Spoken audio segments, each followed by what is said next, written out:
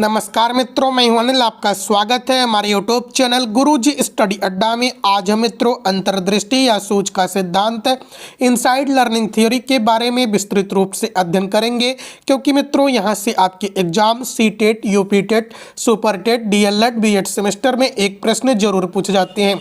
यदि मित्रों आप इस वीडियो को अंत तक देखते हैं तो हम गारंटी के साथ यह जरूर कह सकते हैं कि आप इस सिद्धांत को कभी नहीं भूलेंगे, क्योंकि मित्रों इस वीडियो को हमने चित्रों के माध्यम से समझाऊंगा और मित्रों बिल्कुल आसान भाषा में, आपकी मातृभाषा में इस सिद्धांत को समझाऊंगा। चलिए मित्रों हम आगे देखते हैं। देखिए मित्रों, हम लोग पढ़ रहे हैं अंतर्दृष्टि या सूझ का सिद्धांत में। सबसे पहले हम बात करते हैं गेस्टाल्ट शब्द। देखिए मित्रों, इस सिद्धांत में एक शब्द है गेस्टाल्ट शब्द। तो गेस्टाल्ट शब्द के जो प्रतिपादक हैं वह मैक्स वर्दीमर है। मैक्स वर्दीमर ने 1911 ईस्वी में गेस्टाल्ट शब्द का प्रतिपादन किया। तो मित्रों यदि हम बात करें गेस्टाल्ट शब्द का अर्थ क्या होता है, तो गेस्टाल्ट जर्मनी भाषा का शब्द है जिसका अर्थ होता है समग्रता या संपूर्ण। समग्रता या संपूर्ण का मतलब होता है दोस्तों किसी भी विषय वस्तु को या किसी भी समस्या को संपूर्ण रूप में देखना, यानी कि पूरे एक आकार में देखना। तो मित्रों यदि हम आगे बात करें कि जो अंतर्दृष्टि या सूझ का सिद्धांत है, इस सिद्धांत के प्रयोगकर्ता कौन है, तो इस सिद्धांत के जो प्रयोगकर्ता हैं यह जर्मनी के मनोवैज्ञानिक वुल्फगंग कोहलर हैं। और वुल्फगंग कोहलर ने 1916 ईस्वी में इस सिद्धांत का प्रतिपादन किया था। और दोस्तों इसके सहयोगी जो हैं, जो कोहलर हैं, कोहलर के सहयोगी हैं वह कोफका है और वर्दीमर है। तो मित्रों यदि हम बात करें कोहलर का जन्म कब हुआ, तो कोहलर का जन्म 21 जनवरी 1887 ईस्वी को हो गया और कोहलर की मृत्यु 1967 ईस्वी को 11 जून को हो गई। और दोस्तों यदि हम बात करें कोहलर कहाँ के निवासी थे, तो कोहलर जर्मनी के मनोवैज्ञानिक थे, लेकिन बाद में कोहलर, कोफका, वर्दीमर ये सभी मनोवैज्ञानिक अमेरिका चले गए। यदि मित्रों हम बात करें क्लार्क हल कहाँ के मनोवैज्ञानिक है, क्लार्क हल अमेरिका के मनोवैज्ञानिक हैं। इवान पेट्रोविच पावलोव रूस के मनोवैज्ञानिक हैं। वाइगोत्स्की रूस के मनोवैज्ञानिक हैं। जीन पियाजे स्विट्जरलैंड के मनोवैज्ञानिक हैं। थॉर्नडाइक अमेरिका के मनोवैज्ञानिक हैं। और दोस्तों बीएफ स्किनर भी अमेरिका के मनोवैज्ञानिक हैं। अब मित्रों हम बात करते हैं 1916 ईस्वी में इन्होंने प्रयोग तो किया, लेकिन यह सिद्धांत 1920 ईस्वी में प्रकाश में आया था, सबके सामने आया था। यदि मित्रों हम बात करें इन्होंने अपना प्रयोग किस पर किया, तो इन्होंने अपना प्रयोग दोस्तों सुल्तान नामक चिंपैंजी वनमानुस बंदर पर किया था। यानी कि जो चिंपैंजी बंदर था उसका नाम था सुल्तान और वह वनमानुस बंदर था। और दोस्तों इन्होंने अपना दो प्रयोग किया था। पहले प्रयोग में बॉक्स समस्या का प्रयोग किया था, यानी कि पहले प्रयोग में इन्होंने बंदर को, जो चिंपैंजी सुल्तान था, इसको बॉक्स में बंद किया था और दूसरी बार छड़ी पर प्रयोग किया था। तो मित्रों इस वीडियो में हम लोग बॉक्स समस्या संबंधी प्रयोग के बारे में अध्ययन करेंगे और आने वाले अगले वीडियो में छड़ी पर कैसे प्रयोग किया था इसके बारे में समझेंगे। देखिए मित्रों बात यह थी कि जो ये सुल्तान नामक चिंपैंजी बंदर है, सबसे पहले इन्होंने एक पिंजड़े में बंद कर दिया। देख लीजिए मित्रों, जो पिंजड़ा था दोस्तों यह बहुत बड़ा था। तो मित्रों बात यह थी कि जो पिंजड़ा था, पिंजड़े के ऊपर इन्होंने छत पर एक कीला लटका दिया, यह बात थी। और चिंपैंजी नामक सुल्तान नामक बंदर को एक पिंजड़े में बंद कर दिया। और दोस्तों व्यवस्था यह थी कि उस पिंजड़े में कम से कम 3 बॉक्स रख दिए। आपको बॉक्स भी दिखाई दे रहा होगा। तो मित्रों इन्होंने क्या किया कि जो सुल्तान नामक चिंपैंजी बंदर था, बंदर कैसा था, बंदर बिल्कुल भूखा था और भूखे बंदर को इन्होंने पिंजड़े में बंद कर दिया और ऊपर केला लटका दिया। तो मित्रों बात यह हुई कि जो भूखा बंदर था, जो सुल्तान बंदर था, यह सबसे पहले तो भूखा था, तो उसने केले को देखा तो सबसे पहले उछल कूद करते हुए इसे पकड़ना चाहा, लेना चाहा। लेकिन मित्रों केला बहुत अधिक ऊंचाई पर था। सुल्तान कितना भी उछड़ा लेकिन नहीं पा सका। तो मित्रों सुल्तान निराश हो गया और कमरे के एक कोने में बैठ गया। वह कुछ सोचने लगा। तो दोस्तों इधर उधर घूमते घूमते उसके मस्तिष्क में एकाएक यह सूझ आई कि उसने सबसे पहले एक बॉक्स को रखा। एक बॉक्स को रखकर उन्होंने केला प्राप्त करना चाहा, लेकिन मित्रों वह केला प्राप्त न कर सका। तो मित्रों फिर उसने इधर उधर देखा, फिर दूसरे बॉक्स को रखा और फिर तीसरे बॉक्स को रखा। पहले देखिए मित्रों यहाँ पर बैठकर वो सोच रहा है। फिर उसने सबसे पहले एक बॉक्स को रखा, केला प्राप्त करना चाहा, नहीं पाया। तो फिर उसने दूसरे तीसरे बॉक्स को रखा दोस्तों। रखने के बाद उस पर वह सुल्तान चढ़ गया।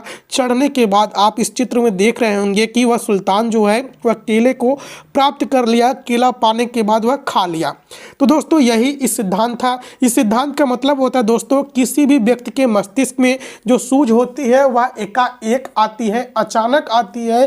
किसी भी समस्या का जो समाधान होता है वह मस्तिष्क में अपने आप एकाएक आती है, यदि मस्तिष्क का थोड़ा सा उपयोग किया जाए तो मित्रों यह सिद्धांत क्या था, तो इसके बारे में हम आपको एक लाइन में प्रकाश डालते हैं, आगे देखते हैं।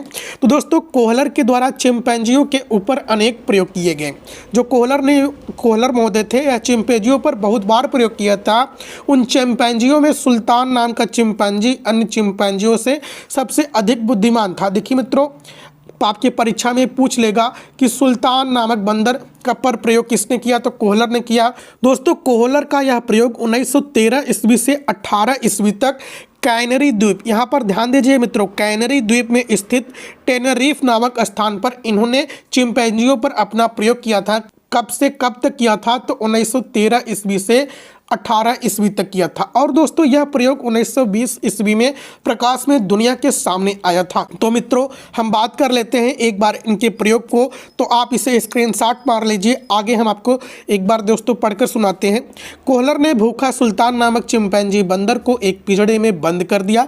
जो मित्रों हमने आपको ऊपर बताया वही है। फिर इसके बाद हम इस सिद्धांत का शिक्षा में कैसे उपयोग करेंगे, बहुत कुछ के बारे में आगे हम आपको बताएंगे। चलिए मित्रों हम देखते हैं। पिंजरे की छत पर केले का गुच्छा लटका दिया। केले का गुच्छा इतनी ऊंचाई पर था कि उछल कूद करने पर भी सुल्तान केला प्राप्त नहीं कर सकता था। उसी पिंजड़े में लकड़ी के खाली बॉक्स रखे गए थे। भूखा सुल्तान केले के पास आया, उछल कूद कर उसे लेना चाहा, लेकिन वह केला प्राप्त नहीं कर पाया।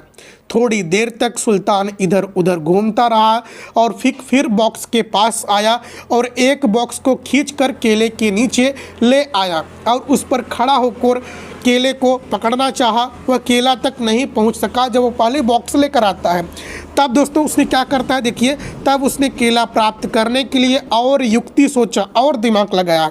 उसने पहले बॉक्स के और दूसरे बॉक्स के फिर तीसरे बॉक्स को एक के ऊपर एक बॉक्स रखकर केला प्राप्त कर लिया। सुल्तान के द्वारा केला प्राप्त करने किए गए हेतु इस व्यवहार को स्पष्ट करते हुए कोहलर ने कहा है। देखिए मित्रों कोहलर ने क्या कहा है, कोहलर ने कहा है पिंजरे में छत पर लटके केले तथा पिंजरे में इधर उधर पड़े कई बॉक्स की वजह से एक ऐसी परिस्थिति बन गई जिसमें सुल्तान ने बॉक्स को एक के ऊपर एक बॉक्स रखकर फिर उस पर चढ़कर केला प्राप्त करने की सोच अचानक आ गई।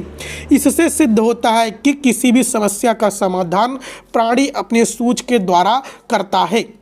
देखिए मित्रों कोहलर महोदय का कहना यह है कि जो प्राणी है, कोई भी प्राणी हो या सुल्तान नामक बंदर हो या कोई भी व्यक्ति हो, व्यक्ति के मस्तिष्क में जो सूझ होती है, जो समस्या का निदान होता है, जो समस्या का समाधान होता है, मस्तिष्क में एकाएक आती है, अचानक आती है। समस्या जल्दी सॉल्व होती है लेकिन समस्या का समाधान मस्तिष्क में अचानक आती है।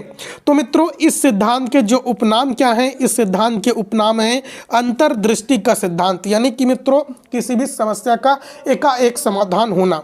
दूसरा पॉइंट है दोस्तों समग्राकृति सिद्धांत। समग्र आकृति का मतलब होता है किसी भी समस्या का संपूर्ण रूप में दिखाई देना। आप यहाँ पर देख रहे होंगे कि जो सुल्तान नामक बंदर था उसकी समस्या क्या थी, उसकी समस्या थी भूख, लेकिन जो केला लटका हुआ था वह केला को देख रहा था कि उसकी समस्या थी केला को प्राप्त करना। यानी कि सबसे पहले समस्या आपको दिखाई देनी चाहिए। कैसी दिखाई देनी चाहिए, एक पूरे रूप में दिखाई देनी चाहिए। देखिए मित्रों इसे गेस्टाल्ट सिद्धांत कहते हैं। गेस्टाल्ट जर्मनी भाषा का शब्द है। गेस्टाल्ट का मतलब होता है समग्राकृति या समग्र, जिसे हम पूर्णाकार भी कहते हैं। इसे पूर्णाकारवाद सिद्धांत कहते हैं क्योंकि कोई भी समस्या में पहले पूरे रूप में दिखाई देनी चाहिए। इसे सूझ का सिद्धांत कहते हैं क्योंकि मानव के मस्तिष्क में सूझ एकाएक अचानक आती है। इसे अवयवीवाद और आरोपण सिद्धांत भी कहते हैं। अब मित्रों एक बार हम फिर देख लेते हैं गेस्टाल्टवाद। देखिए मित्रों, गेस्टाल्ट सिद्धांत में किसी वस्तु के आकार को छोटे छोटे भागों में न देखकर उसे समग्र रूप में देखा जाता है।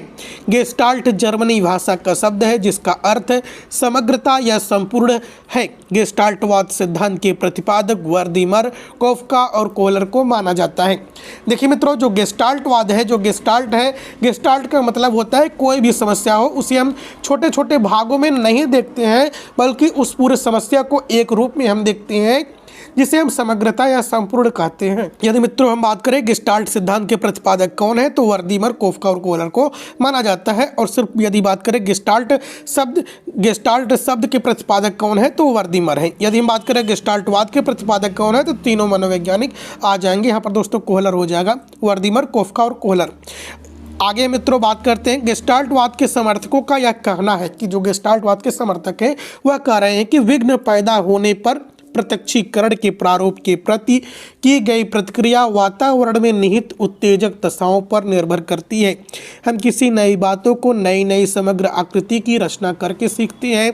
इस प्रकार यह संगठन एवं पुनर्संगठन की क्रिया अपनी अनुक्रिया में होने वाले परिवर्तनों के रूप में अभिव्यक्त होती है, जिसे सीखना कहते हैं। देखिए मित्रों, जो गेस्टाल्टवाद के समर्थक हैं यह कहते हैं कि जब किसी भी प्राणी के सामने कोई विघ्न पैदा होता है या समस्या उत्पन्न होती है, तो वह प्राणी उस समस्या का प्रत्यक्षीकरण करता है, यानी कि उसे देखता है और देखने के बाद वातावरण के अनुसार वह उस समस्या का एकाएक समाधान करता है। इसी एकाएक समाधान को ही हम सूझ का सिद्धांत कहते हैं। देखिए मित्रों, जब किसी समस्या का समाधान किए जाते समय एकाएक ही किसी हल के मस्तिष्क में आने के परिणाम स्वरूप प्रत्यक्षीकरण में तीव्र गति से परिवर्तन होता है, तो यह परिवर्तन नहीं अंतर्दृष्टि कहलाता है।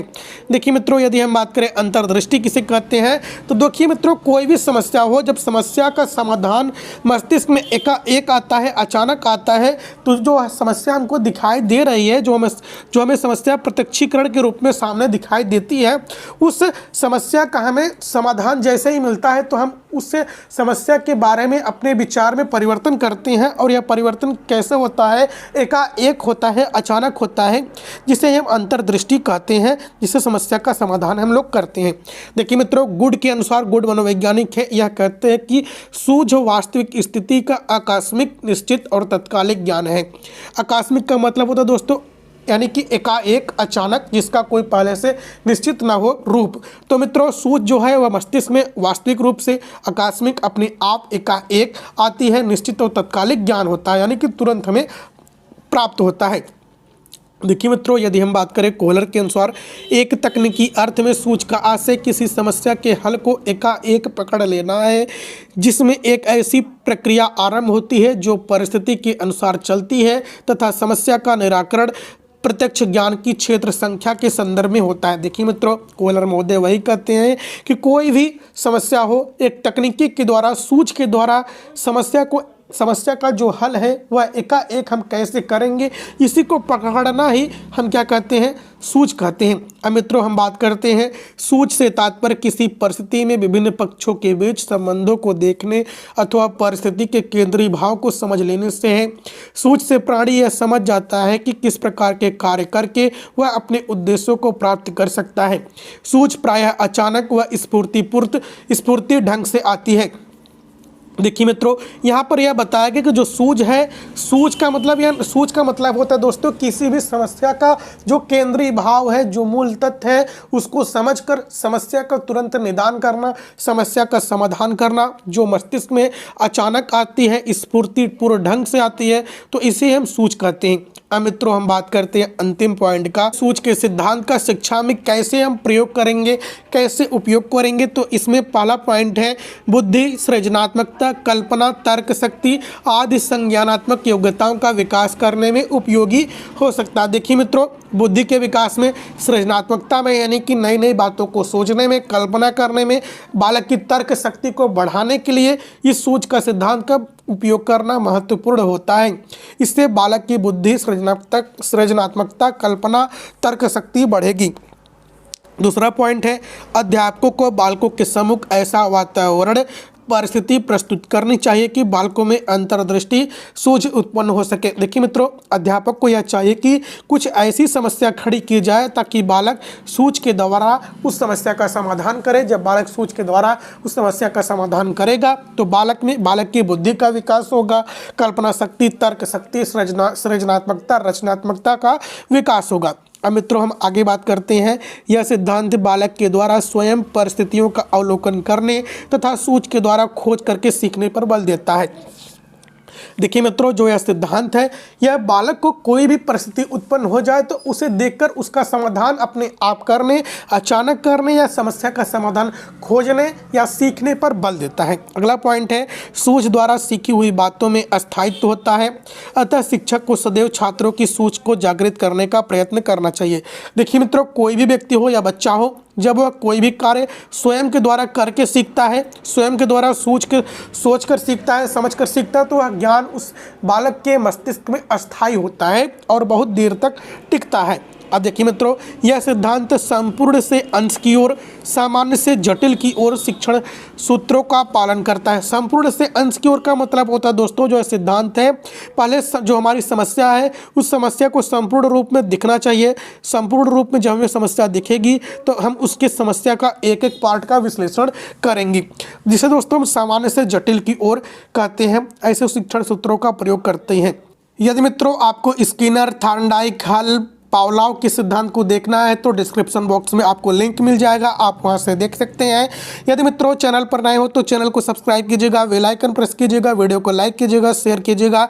मित्रों हमने वीडियो में यह नहीं कहा कि आप अभी लाइक कर दीजिए, लेकिन मित्रों यदि आपको अब वीडियो पसंद आया हो तो लाइक कीजिएगा। जय हिंद, जय भारत।